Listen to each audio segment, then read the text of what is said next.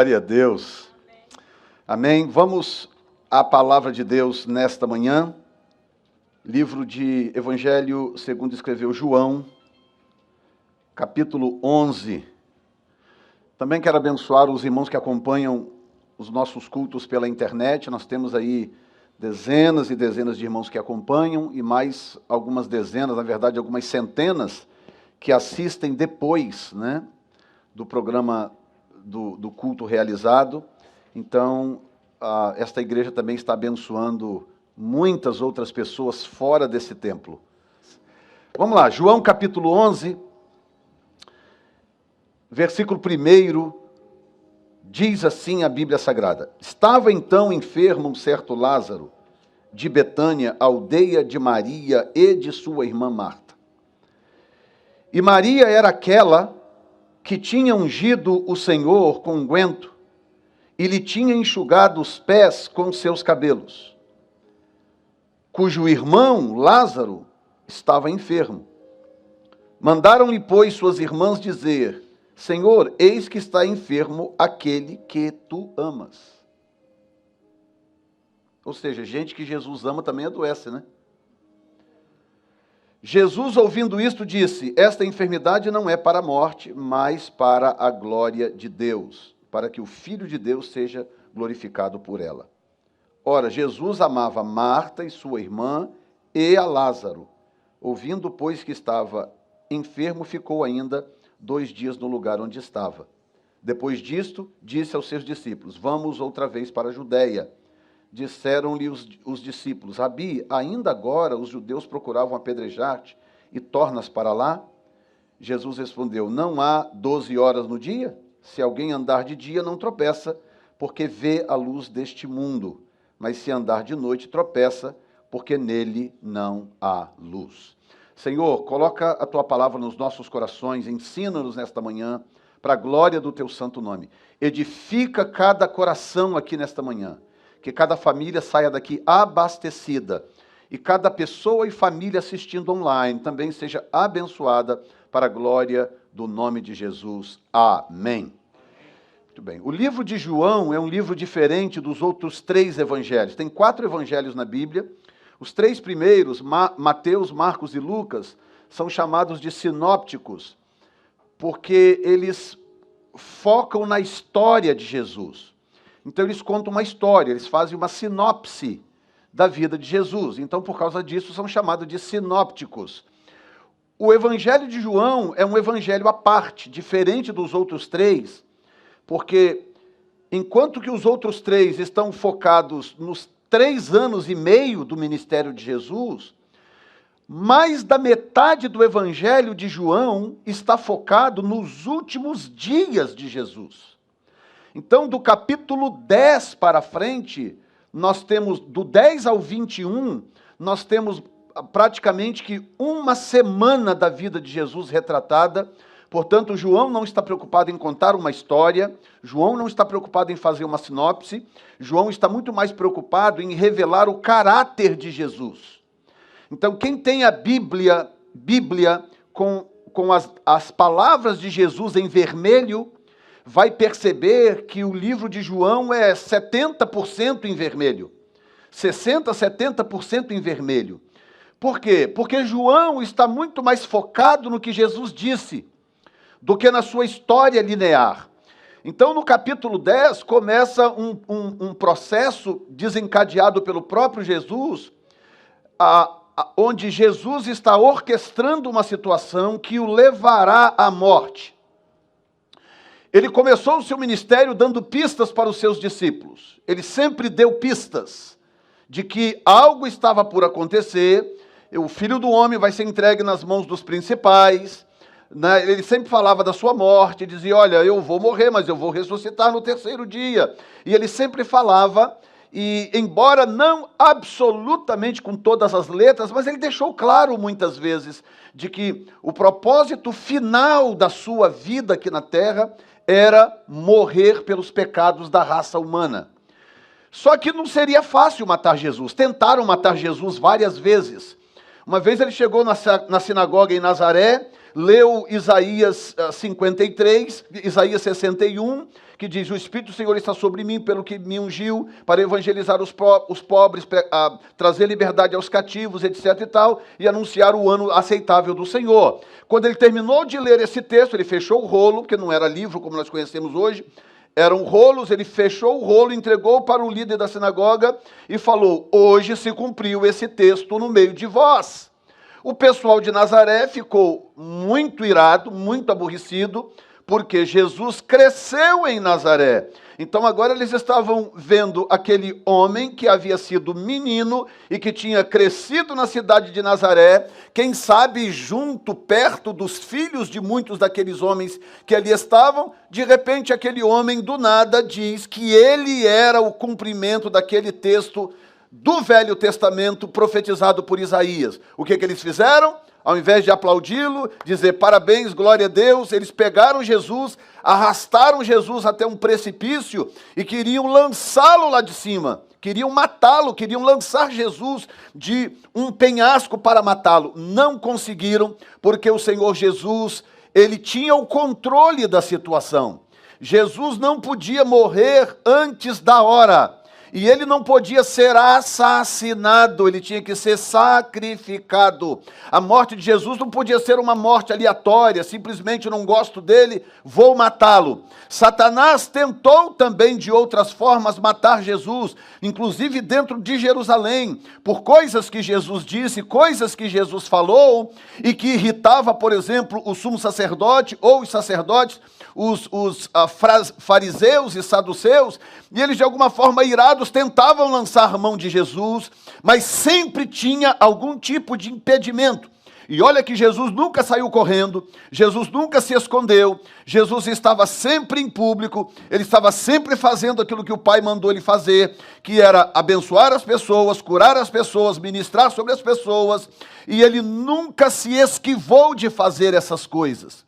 Portanto, seria praticamente impossível matar Jesus, porque Jesus tinha o controle absoluto da situação. Olha que coisa tremenda.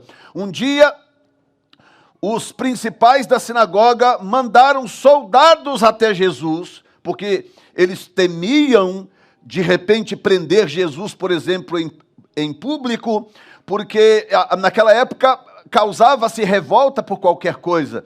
Vocês estão vendo aí essa revolta pelo qual está passando a nação, por causa da morte de um homem negro causado por um policial branco. O povo foi para a rua e já é a terceira semana de revolta e o povo não recua, não volta atrás.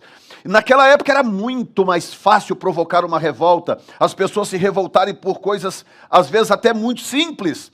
Então os governadores da época, nesse caso da Judéia, Pôncio Pilatos, que representava o imperador que estava em Roma, tinha medo dessas revoltas, porque uma revolta desta natureza, que viesse a requerer uma intervenção militar, por exemplo, e que viesse a matar pessoas e coisas dessa natureza, repercutia de volta lá em Roma.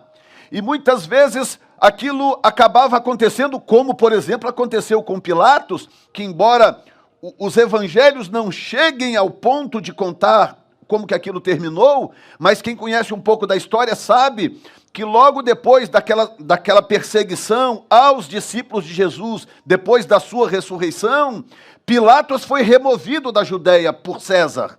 Então eles tinham medo, muito medo dessas coisas, eles sempre buscavam manter a ordem. E uma das formas de manter a ordem era fazer as coisas em oculto, era fazer as coisas em secreto. E quando Herodes mandou prender João Batista, por exemplo, ele o fez em secreto, porque eles tinham medo da revolta do povo. E várias vezes eles tentaram prender Jesus, mas sempre tentando usar de algum subterfúgio, porque eles tinham medo. Portanto, Jesus tinha que orquestrar a sua própria morte. Olha que coisa louca. O único jeito de Jesus morrer era ele mesmo orquestrar a sua própria morte. Um dia, como eu disse há pouco, mandaram os soldados prendê-lo. Vão lá ver onde ele está e tentem prendê-lo. Os soldados foram. Chegaram lá, Jesus estava ensinando, então não podia chegar no meio da multidão e prendê-lo. Então eles ficaram lá ouvindo Jesus ensinar, esperando o momento certo de pegá-lo. E diz o texto que Jesus está ensinando, os soldados chegaram, encostaram lá a lança no chão, encostaram o escudo, estão lá ouvindo Jesus. Jesus está falando. De repente Jesus para de falar e vai embora. E os soldados estão lá paralisados. De repente, cadê? Foi embora. Aí voltaram. Chegaram lá e falaram, cadê o homem? Não deu para trazer. Não deu por quê? Porque nós chegamos lá e ele estava falando.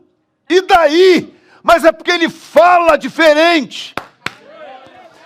Ele fala como quem tem autoridade. Isso são os soldados. Ele fala como quem tem autoridade. Ele não fala igual os escribas.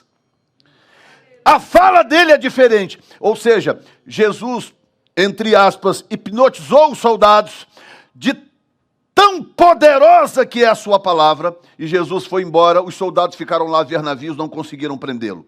Sabendo Jesus disso, o que Jesus começou a fazer? De certa forma, isso aqui é uma aula sobre o livro de João, mas eu vou chegar num ponto. O livro de João conta exatamente isso que eu estou descrevendo. No capítulo 10, começa uma retórica quando Jesus se auto-apresenta como sendo o bom pastor. Eu sou o bom pastor. E ali ele dispara um gatilho que vai redundar na sua morte. Por quê? Porque no Velho Testamento havia uma cultura profética de que o bom pastor, o pastor que cuidava de Israel, era o Senhor Deus Jeová. Essa era a cultura veterotestamentária. Por isso que Davi era um símbolo, uma representação do governo perfeito de Deus governando o seu povo, porque Davi era pastor de ovelhas. Deus tirou Davi do campo de cuidar das ovelhas, colocou Davi no trono, promoveu Davi e usou Davi como um símbolo, dizendo que Davi era o homem segundo o seu coração. Então Jesus chega no capítulo 10...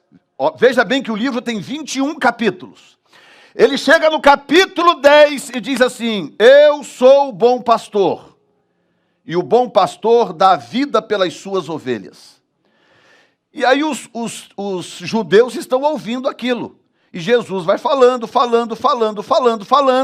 Quando chega num certo ponto do capítulo, os judeus começam a questionar, porque eles não estavam entendendo muito bem. Ao invés de Jesus explicar carinhosamente o que ele estava dizendo, ele começa a chamar o pessoal de raça de víboras, que ele sabia muito bem da maldade que estava no coração deles, e que eles ouviam, mas não entendiam, porque os ouvidos deles estavam bloqueados. Jesus começa a bater nos judeus. Eles ficam muito irados. Jesus sai de cena e vai para uma cidadezinha vizinha, uma vila vizinha, bem perto mesmo, tá? Bem próximo, chamada Betânia, pertinho de Jerusalém. Ele vai para Betânia, e lá em Betânia, então, acontece o que nós lemos no capítulo 11. Um dos seus amigos conhecidos, de repente adoeceu, e era uma família que Jesus amava, e aqui agora eu quero te chamar a atenção para o que diz algumas coisas desse texto. O primeiro é que o texto começa de uma forma curiosa, porque diz, estava então enfermo um certo Lázaro. Quem está escrevendo isso aqui é João, um dos apóstolos, que passou os 3 anos e meio com Jesus, foi discipulado por Jesus. João sabia muito bem que essa família era uma família querida de Jesus. Mas ele coloca de um jeito que você vai entender a razão. Ele diz, então, estava então enfermo um certo Lázaro. Um certo Lázaro. Ele diz um certo Lázaro por algumas razões. Número 1, não era um nome incomum, tá? Não era um nome incomum. Era um nome razoavelmente comum entre os judeus, Lázaro. Tanto que quando Jesus conta uma parábola em Lucas também 11, o que acontece? Jesus conta essa parábola e o indivíduo da parábola se chama Lázaro. E tem gente que pensa que é o mesmo Lázaro, e claro que não é o mesmo Lázaro, era um nome muito comum. Mas, curiosamente, mais comum do que Lázaro é o nome Maria. Inclusive, a mãe de Jesus se chamava Maria. Tinha uma outra Maria que aderiu ao ministério de Jesus por sobrenome Madalena. Era o nome, talvez, um dos mais comuns da sua época, mas o escritor João não diz uma certa Maria, e também não diz uma certa Marta, diz um certo Lázaro, e o nome de Maria aparece aqui em proeminência, em destaque, sendo que no versículo 5 acontece algo diferente. No versículo 5 diz, ora, Jesus amava Marta, sua irmã e Lázaro. O que acontece? A Bíblia é um encanto, a Bíblia, como que a Bíblia se comunica conosco, os leitores. A Bíblia tem uma série de detalhes e de regras que ajuda o estudioso a entender o texto. Uma dessas regras tem a ver com a idade das pessoas citadas em cada história. Por exemplo, era conhecido desde o Velho Testamento que as pessoas mais velhas, elas tinham a tendência de ter proeminência na família por causa do princípio das primícias. Quem nascia primeiro era considerado primícias. Então aquela pessoa tinha um destaque na família. E os estudiosos do Novo Testamento acreditam que Marta, Maria e Lázaro eram órfãos, porque não aparece em nenhum momento o nome dos pais, eles não são citados em nenhuma circunstância. Lázaro morre, não aparece a mãe chorando, o pai chorando e etc. Então os estudiosos do texto sagrado acreditam que os pais morreram em algum momento, antes dessa história, e que, portanto, os 3 irmãos estavam vivendo por si mesmos. Sendo assim, qual deles era o responsável pela casa? Qual desses irmãos era o mais velho ou responsável pela casa? A resposta está no versículo 5. Ora, Jesus amava Marta, a sua irmã e Lázaro, o que dá a entender que Marta era mais velha, Maria era do meio e Lázaro era o mais novo. Inclusive, razão do porquê você vê aquele cuidado excessivo das irmãs com o irmão, demonstrando aquela preocupação, aquele cuidado excessivos. Muito bem, sendo assim, por que o texto começa citando Lázaro como um comum e destacando Maria em relação à sua irmã mais velha? Tanto é que a irmã Marta era provavelmente a mais velha, porque ela era a que mais se preocupava com a administração do lar. Ela que estava preocupada em cuidar bem da casa, em arrumar a casa, em deixar tudo em ordem. Receber Jesus, tem gente que entende mal o texto quando Jesus repreende Marta, porque está exageradamente preocupada com a casa, mas Jesus não está negligenciando o fato de que a casa precisa ser cuidada por alguém. A casa precisa de governo, alguém precisa fazer alguma coisa, alguém precisa sustentar a casa, é ou não é? Então, às vezes, a pessoa que está responsável pelo sustento da casa, talvez ela tenha um pouco menos de tempo para outras coisas, porque sobre ela repousa a responsabilidade de cuidar da família. Esta pessoa, nessa história, é Marta. Ela era a mais velha, o que tudo indica, e quando os pais vieram a morrer, portanto, sobre ela repousou a responsabilidade de cuidar dos irmãos. Mas ainda fica a incógnita de por que o texto começa dizendo, então estava enfermo um certo Lázaro de Betânia, aldeia de Maria e sua irmã Marta. Muito simples, o texto diz claramente que Jesus amava todos igualmente. Diga comigo, Jesus... Eu vou esperar você acordar, porque eu entendo que o culto de manhã é meio complicado mesmo. Me ajuda aí, Tiago, dá uma força aí, tá? Diga comigo, Jesus me ama como ama a todos. Amém? Diga para o seu vizinho aí, Jesus te ama. Nunca duvide disso. Jesus ama todo mundo, gente. Isso aqui é maravilhoso.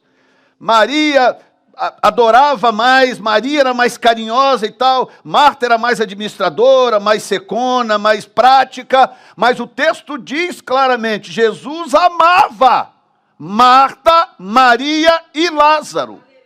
Problema não é esse, não tenha jamais dúvida de que Jesus te ama. Será, pastor? Eu não sei cantar direito, eu não sei o que lá, eu isso e aquilo e tal. Nunca tenha essa dúvida. Jesus te ama e ponto final. Você é uma pessoa especial para Deus. Deus não ama o seu vizinho mais do que você. Deus não ama alguém na sua casa mais do que você. Ah, pastor, porque o senhor não sabe o que eu já andei aprontando por aí. Nem quero saber, não me conte. Mas eu posso te garantir que Jesus ama você demais. Tenha certeza disso. Agora, há um tempo atrás eu preguei sobre a diferença entre amor e favor. Há uma diferença. Quem tem mais de um filho aqui sabe disso. Às vezes um filho está de castigo na sala, o outro está lá na fora brincando. É ou não é? Ou seja, você ama os dois, mas naquele momento você está favorecendo um e não o outro. Por quê? Porque um fez algo que não deveria e você precisa discipliná-lo. Então, o que nós não podemos confundir é isso, que às vezes Deus favorece algumas pessoas por razões pessoais específicas de Deus e às vezes disciplina, enquanto ele está disciplinando um, ele está prosperando aquele, enquanto ele está disciplinando aquele, ele está abençoando aquele. Isso tem a ver com favor e não com amor. Nunca deixe o diabo colocar dúvida no seu coração. Então, o que o João está fazendo aqui é deixando claro que, embora Jesus amasse claramente os três, sem nenhum problema, respeitando inclusive a hierarquia da família, ele amava Marta, a irmã e Lázaro. Não tinha nenhum problema com isso. No entanto, Maria tinha um lugar de proeminência por causa da forma como Maria se relacionava com Jesus. Aí agora já é o outro lado da moeda. Eu tenho 2 filhos, outros aqui têm mais, não é? A gente sabe o que acontece quando um filho é mais carinhoso do que o outro. Você não vai amar aquele filho mais, mas você poderá se apegar àquele filho mais. Se ele é mais carinhoso, se o outro é mais seco, mais grosso, está numa fase de desobediência, ou seja lá o que for, o que acontece? Você inevitavelmente poderá se apegar a um mais do que o outro, não quer dizer que ame a um mais do que o outro. Então o que está em jogo aqui agora é a contrapartida de Maria para com Jesus. Por exemplo, Jesus chegava na casa deles, qual era a forma que Marta achava que ela serviria bem a Jesus? Deixando a casa bem limpa. Jesus chegava, ela ia fazer lá uns quitutes, uns biscoitinhos, umas coisas, um chazinho e tal, para Jesus chegar, ter o que comer e tudo e tal. Essa era a forma que ela entendia que era a forma melhor de servir a Jesus. Está errado? Não necessariamente errado, mas não significa que seja a forma mais íntima de você se relacionar com Jesus. Então você pode chegar aqui na igreja, tem os irmãos aqui que cuidam, para o culto funcionar, tem gente aí fazendo coisas, tem gente recebendo você na porta, tinha gente lá com o revólverzinho na sua testa, é ou não é? Tem gente lá com álcool gel para poder você entrar e estar com a mão limpinha, tem gente ali no som, tem gente fazendo isso, gente fazendo aquilo. Claro, senão o culto não pode acontecer. Mas o que está em questão é, se o meu serviço para Jesus for só isso, alguma coisa está errada, alguma coisa está faltando. O meu serviço para Jesus não pode ser só borrifar álcool gel na sua mão. O meu serviço para Jesus não pode ser só mexer nos botões da mesa de som. O meu serviço para Jesus não pode ser só controlar o zoom da máquina. O meu serviço para Jesus não pode ser descontaminar o ambiente depois quando o culto termina. Ou seja, eu posso e devo fazer essas coisas, mas eu preciso também desenvolver uma relação pessoal com Ele. Eu preciso querer conhecê-lo. Então a diferença de Marta para Maria é que Maria fazia todas essas coisas, sem as quais ficaria também muito difícil Jesus passar horas na casa dela, sem chegar lá, sem encontrar uma bacia para lavar os pés, sem encontrar óleo para ungir a cabeça, costumes daquela época, sem encontrar algo para comer, seria realmente muito difícil. Mas, por outro lado, Marta era falha no quesito relacionamento. Então, o que Maria fazia? Maria era deficiente numa área também, ela tinha uma deficiência numa área, mas ela era muito eficiente na outra área. Jesus chegava lá, Clemente, Maria corria, sentava aos pés de Jesus. Significa que ela não fez, não fazia nada na casa? Não, ninguém pode dizer isso, porque o texto não conta o que está para trás. Mas o texto diz claramente que Maria tinha uma fome por conhecer Jesus. Maria tinha uma fome por intimidade. Então ela vinha, se assentava aos pés de Jesus. Marta, ainda naquele ritmo frenético, falou: Senhor, não te dá que a minha irmã fique aí sentada o tempo todo e eu trabalhando sozinha? Jesus falou: Marta, Marta, Marta, por que você está desse jeito, aperreada, Marta? Não é? Por que você está tão agitada, nervosa, Marta? Marta, o que está acontecendo com você, Marta? Jesus fez até uma terapiazinha com Marta. Marta, relax, calma, Marta. Está tudo tranquilo, a casa está limpa, está tudo ok, está tudo... Marta, eu não posso fazer isso com Maria, porque ela escolheu a melhor parte. Ou seja, Maria escolheu ter intimidade comigo. Intimidade comigo. Deixa eu te dizer uma coisa. Há momentos na vida que não importa tanto quantos folhetos de evangelismo você distribuiu, não importa tanto quanto você fez na casa de Deus fisicamente para que a casa de Deus funcione. Há momentos na vida que o que importa é o quanto você conhece o Senhor Jesus. O que importa em momentos de as pandemias da vida, aperto disso, aperto daquilo, momentos em que o mundo entra em parafuso, o que realmente importa é o quão íntimo ou íntima você é dos pés de Jesus.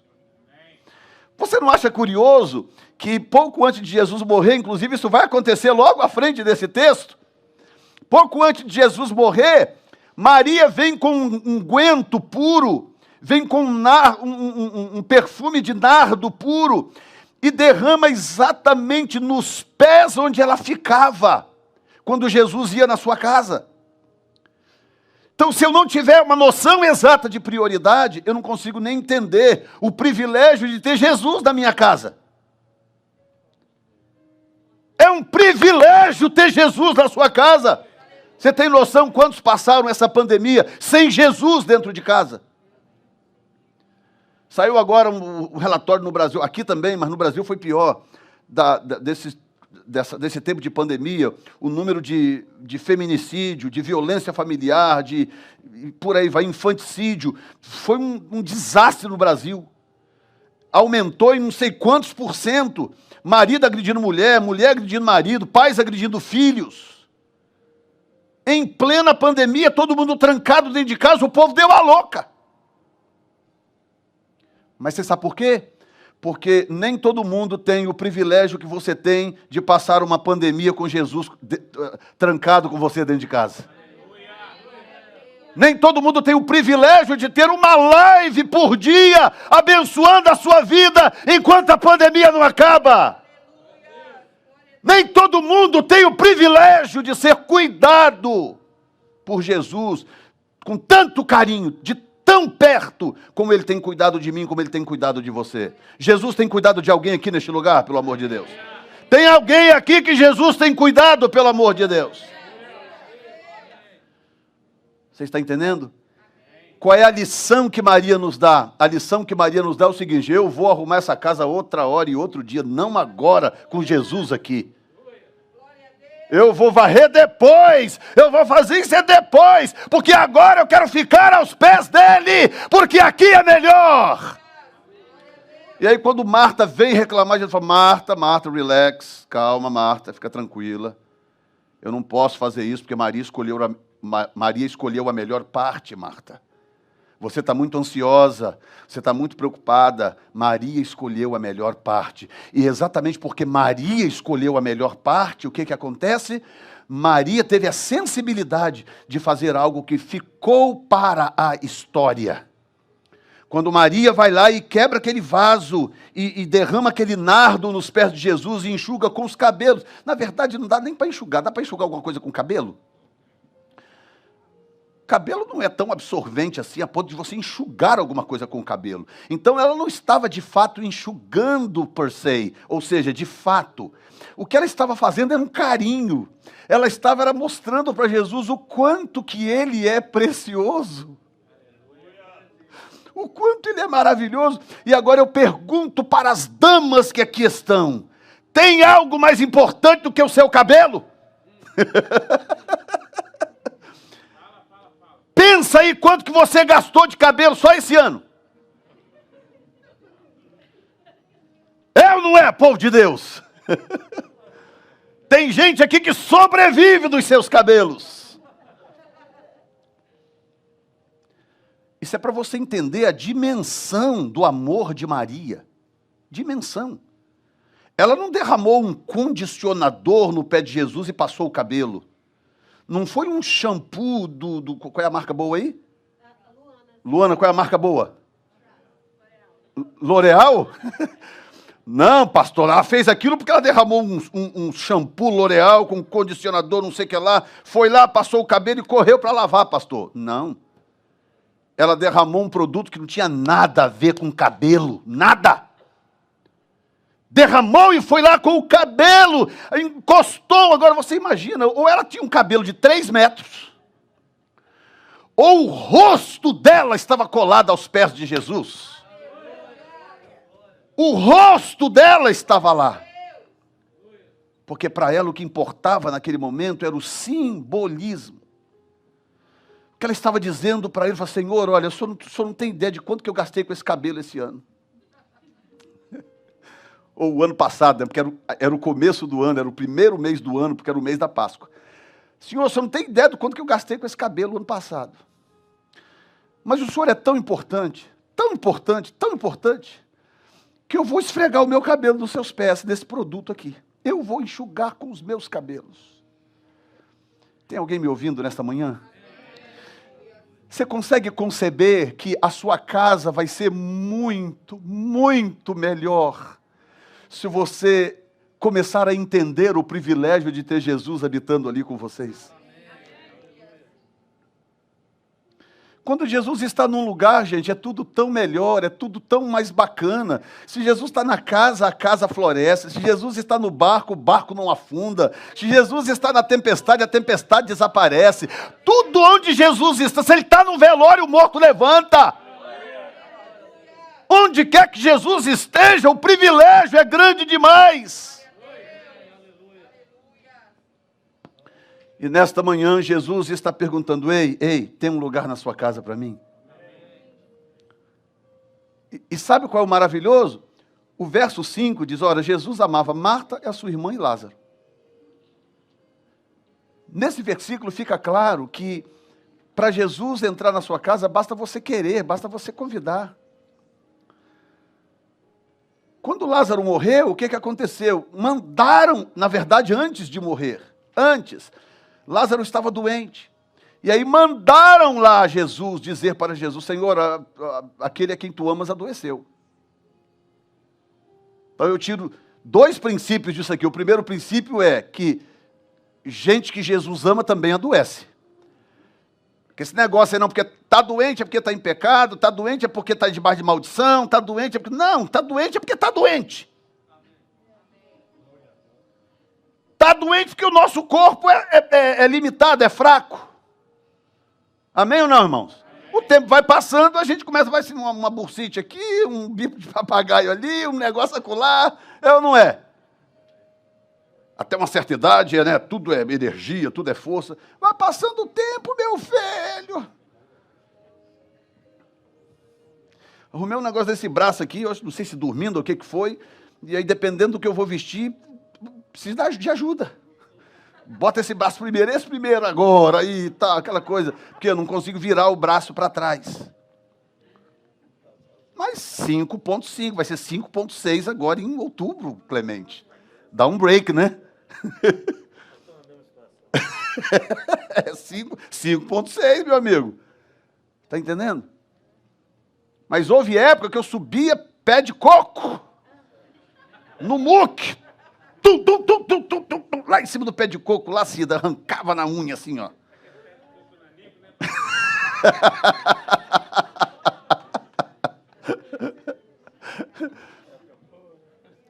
Rapaz, eu morava no quintal da minha casa, tinha um pé de manga espada, não sei quem conhece a manga espada, aquele pé imenso, enorme. Ah, meu filho, eu subia naquele pé de manga, aquela maravilha, chupava manga, uma delícia, tudo normal. O tempo vai passando, as coisas vão mudando. Está doente? Está doente é porque está doente. Pegou o vírus? Pegou porque pegou. Né? Ou seja lá o que for. Ou seja, entenda bem o que o texto está dizendo no fundo, o princípio que eu extraio dali, é que a situação em que você está agora, doente ou saudável, ou mais ou menos, muito dinheiro, nenhum dinheiro, trabalhando, desempregado, isso não afeta o amor de Deus por você. Alô? Ah, eu acho que Deus ama mais fulano, porque ele está muito bem e eu estou mais ou menos. Não, não é nada disso. Senhor, aquele que tu amas está doente. O senhor pode vir imediatamente? Não, não posso, estou ocupado. What? Vai, fala para Marta e Maria que agora eu não posso. Eu vou depois. Aí eu extraio um segundo princípio. Diga comigo, ninguém manda em Jesus. Não adianta você achar que você vai espernear, que você vai chorar, que você vai, né, fazer pirraça e tal. E Jesus então vai vir correndo para ver o que você está precisando. Ele sabe o que você está precisando. Ele sabe exatamente o momento dele intervir. Ele sabe exatamente o momento que ele vai intervir na sua vida. E saiba de uma coisa, ele vai intervir na hora certa. Na hora certa ele vai intervir. E ele vem e ele traz a solução, amém? Ele tem a solução, Deus é bom. Aí ele espera mais alguns dias, aí quando vai já tem 4 dias que Lázaro já estava morto. 4 dias. E aí talvez você conheça a história, que o meu foco aqui não é necessariamente a morte e a ressurreição de Lázaro. Eu tô contornando o texto, mas para não ficar incompleto, ele chega lá 4 dias depois, fala, ok, onde é que colocaram o defunto? Senhor, mas já tem 4 dias, já cheira mal. E aí eu extraio o terceiro princípio, que eu não posso deixar de extrair daqui. Eu tenho que ter muito cuidado para não limitar Jesus baseado nos meus conceitos. Senhor, o quê? O senhor quer ir lá agora? O senhor quer que tire a pedra? Senhor, cheira mal. Aí eu vou e imponho em Jesus os meus limites. Levante a sua mão que nós vamos fazer um juramento solene. Levante a mão direita aí. Diga comigo, eu declaro que os meus limites não têm nenhum poder sobre a soberania de Jesus Cristo. Aleluia! Cheira mal para você, mas não para ele. Tem 4 dias para você, para ele não importa. Porque ele tem todo o poder. Ou seja, é aquela situação em que você olha e fala, isso aqui não tem jeito não. Isso aqui não, eu sei que Deus faz muita coisa, mas isso aqui não tem jeito. Não tem para tu, caboquinho. Não tem para você. Mas para Jesus não existe absolutamente nada impossível. Vale um glória a Deus aí. Jesus fala, tire a pedra. Tira a pedra. Aí eles vão lá, removem a pedra e Jesus grita, diz o texto que ele brada dizendo, Lázaro sai para fora. E daqui eu extraio o 4º princípio. Há coisas que só Jesus pode fazer, mas aquilo que você pode fazer, ele não vai fazer. Ressuscitar só ele pode. Ninguém ali poderia tirar Lázaro lá de dentro vivo. Só ele podia. Mas remover a pedra qualquer um podia. Então ele não vai fazer aquilo que você pode fazer. Há coisas que você precisa fazer. Você precisa ter mais compromisso com Deus. Você precisa ter mais compromisso com a casa de Deus. Frequentar assiduamente a casa de Deus. Para você poder aprender da palavra de Deus. Você precisa aprender a orar. Praticar a oração. Pastor, mas deve ser muito complicado. Pastor, onde é que o senhor fez curso para aprender a orar? Onde? Orando. Para você aprender a orar, basta orar. Não existe essa de palavras maravilhosíssimas para poder chegar diante de Deus. Não sei quem foi, acho que foi o Eliezer aqui na escola dominical. Falou isso. Não, você chega aí na presença do seu pai como? Ó magnânimo, inoxidável papai. É assim? Hã? É assim que você fala com seu pai? Sim ou não, gente? Ó maravilhosíssimo, espetacular, extraordinário papai e mamãe. É assim, sim ou não, gente? Não. Você chega perto do papai e da mamãe, faz como, Tiago? E aí, paizão, me dá 100zão aí. Hein? É ou não é? Luana, chega perto da Luciana aí, como é que é, Luana? Fala aí. Ô mãe, o negócio é o seguinte, libera o carro, mãe.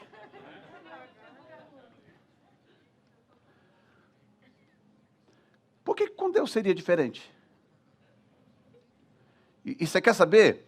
A maioria dessas pessoas que Jesus, inclusive, falou sobre os escribas e fariseus hipócritas, que fazem longas orações nas praças e nas sinagogas só para serem vistos pelos outros.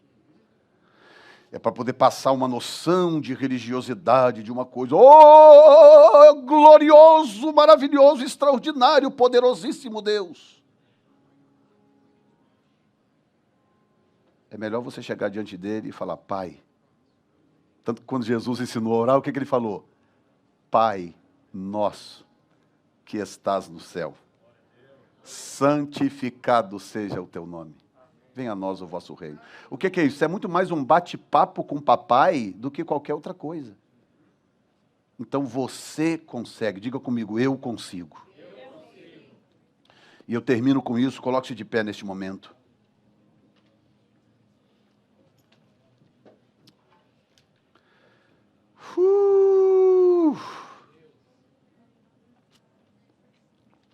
Obrigado, meu Senhor.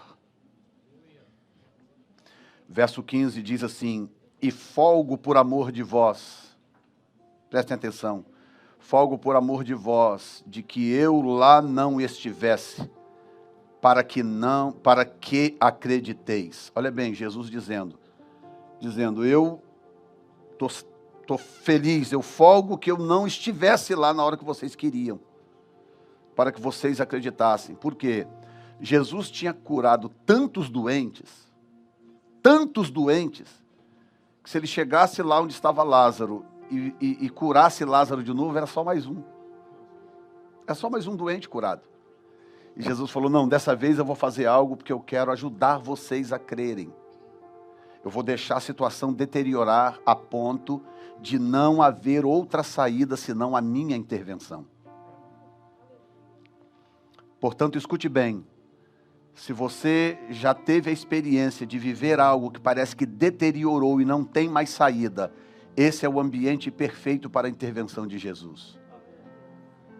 Para que depois você não tenha dúvida, foi Jesus quem fez isto na minha vida ou na minha casa. Você pode dar glória a Deus? Você pode dizer obrigado, Jesus. Feche os seus olhos por um momento. Teu nome infalível és. Vem e vão, teu trono acima estás, teu nome imutável és. Fica na presença de Deus, não distrai agora, dá um tempo ao Senhor neste momento, fica na presença dEle por um momento. Agradeça a Ele. Quem sabe este é o momento de você convidá-lo a entrar na sua casa, a fazer morada na sua casa. Quem sabe este é o momento de você fazer aí os acertos devidos com Ele. Já que você sabe, tem consciência que Ele te ama, que amor não falta, Ele não deixará de te atender, Ele não deixará de realizar na sua casa, na sua vida, aquilo que você necessita. E esta é a manhã que Ele escolheu para fazer isto. O Senhor está presente aqui neste lugar. Eu quero que você sintonize agora nele, na voz dele. É uma voz silenciosa que vem lá no seu íntimo. E aproveita agora esse momento e diga, Senhor, a minha casa pertence a Ti. A minha casa pertence a Ti, Senhor. A minha família. Senhor, e não importa quem é o mais velho, quem é o mais novo, o Senhor tem liberdade de escolher quem o Senhor quiser na minha casa. O Senhor tem o direito, a liberdade de fazer o que Tu quiseres na minha casa, na minha família. Conduz a minha casa do jeito que o Senhor quiser. Oh, meu Deus!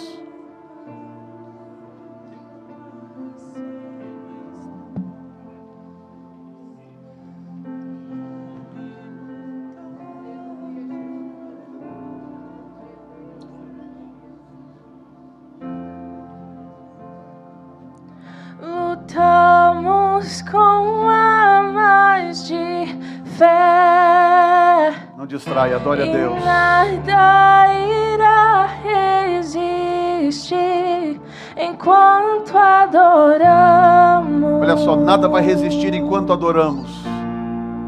Oh! Em meio às tribulações.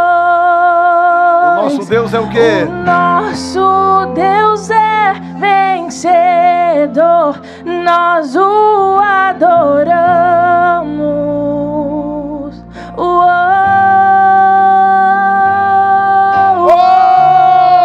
Vitorioso és, na tempestade estás. Teu nome infalível é. Os reinos vêm e vão. Teu trono acima está. Aleluia! Teu nome imutável é. O inferno não prevalece.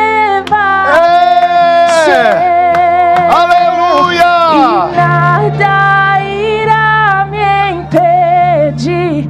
Eu te adorarei. Eu te adorarei. Oh, muralhas! Muralhas vão estremecer. Cadeias irão se romper enquanto adoramos.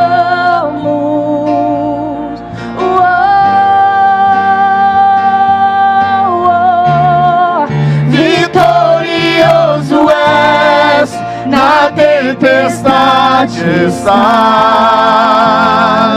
Teu nome infalível é.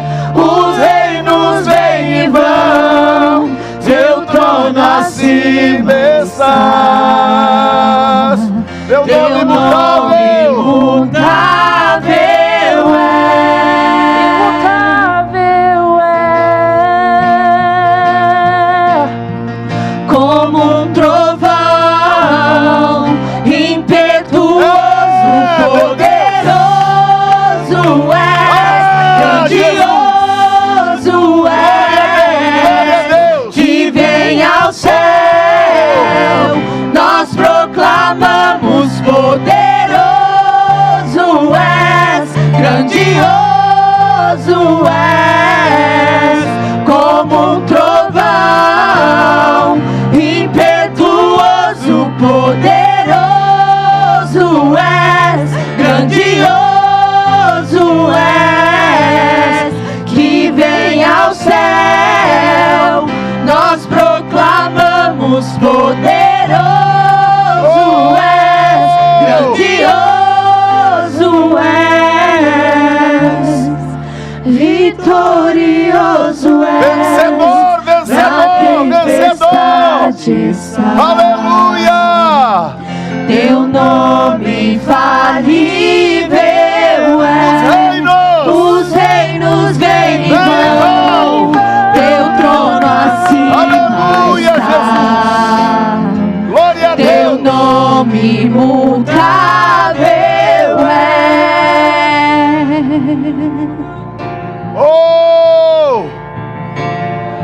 Como um trovão impetuoso, poderoso és, grandioso és, que vem ao céu.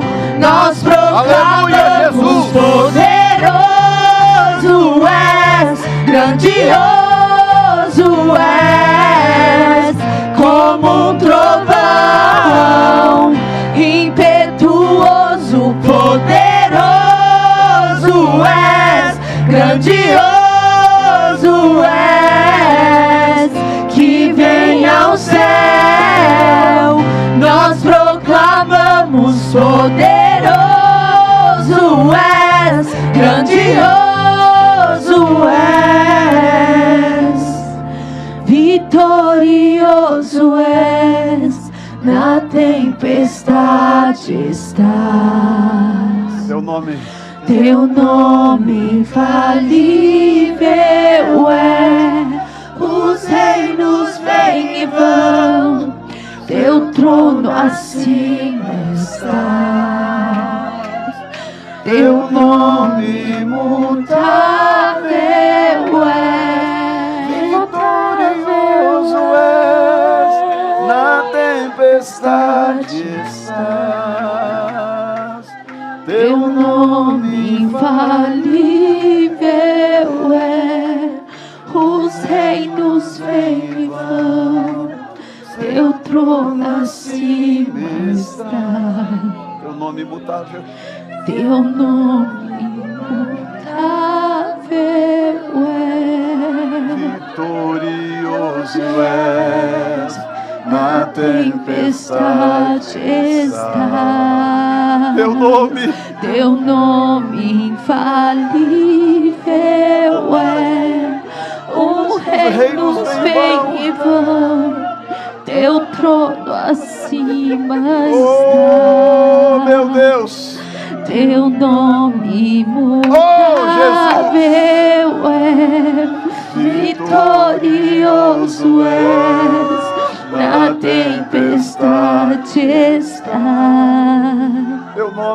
Teu nome infalível é, os reinos vêm e vão, teu trono acima está. Teu nome imutável é, imutável é.